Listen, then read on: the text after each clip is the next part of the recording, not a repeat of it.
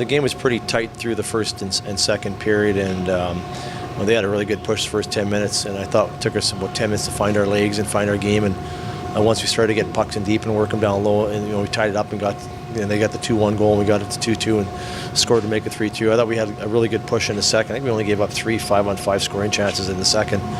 And then obviously we got some good looks on our power play in the third there. To score in the 5-on-3 was huge by our second unit.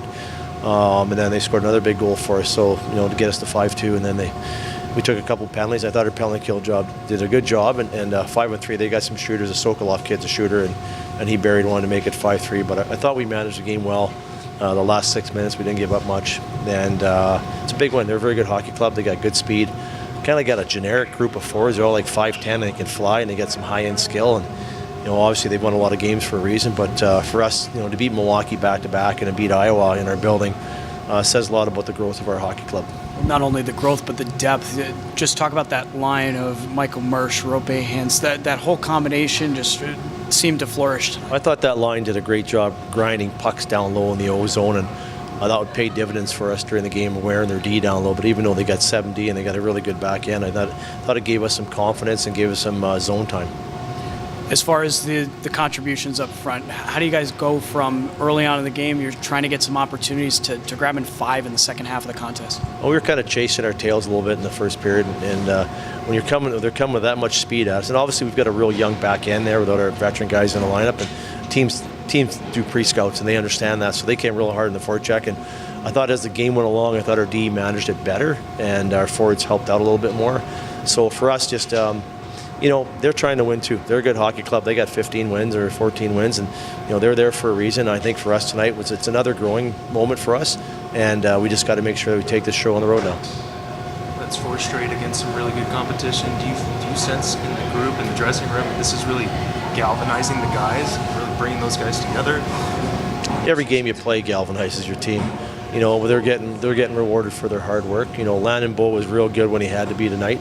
I just think that if you know our dressing room, we've got a great group of guys, and they play hard for each other, and I think that's important as a team, and they want to win for each other. So you see that in their game, and there's a lot of pride in that bench. So as we go along in the season, I think the galvanization of our hockey club will get better, and even with losses, if you grind one out and you lose a game, you're going to be stronger as a team moving forward. You mentioned those power play opportunities, especially in the third period. How big was it to get those back-to-back goals, 5-on-3, 5-on-4? It was big. I put our second unit is really good, and they snapped the puck around. And they scored just at the end of a power play in the first period. So they basically had 3 power play goals, and then so I gave them the 5-on-3, gave them a little cookie, and they rewarded us for it. And so it's funny, sometimes when you get a power play, that first unit always wants to jump on the ice.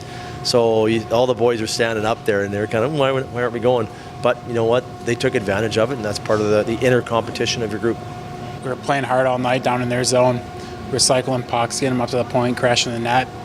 And, when you're doing that and going to the net, pucks are going to the net, you're going to get opportunities. All 4 lines played really well tonight, generated offense. When you came back to the lineup and now stepping into the power play role that you've been in with this second unit, how big has it been to work with your line mates? You guys were absolutely phenomenal tonight. Yeah, it was, just kind of trying to find my groove again after missing a couple games. And I think it was like about a month I was out. So, when you're doing that and you're jumping right back into the games, trying to help the team is kind of tough. So we were able to have some practices over this week, and, Rupe and Cammy played really well.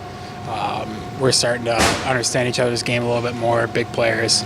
Those guys can really skate too, so that helps a lot. When you guys get the tap to go out in that 5-on-3, did that kind of get the energy moving for the team as well? Yeah, well, you look at everybody's stat lines, everybody's got a lot of points. It doesn't matter if it's the other unit or our unit going out. It's nice to have that confidence and score the goal, and we get put out there and we get rewarded, so it's nice to score. Obviously, the team's been on the roll here, winning 4 straight, but what's it like inside that locker room being a part of a group that's winning these games? It's just a really good group, good leadership, and good young guys. Everybody really gets along. It's just a lot of fun, especially when you're winning too. So we're looking forward to going this weekend and keep winning because even when you're winning on the road, it's a lot of fun too.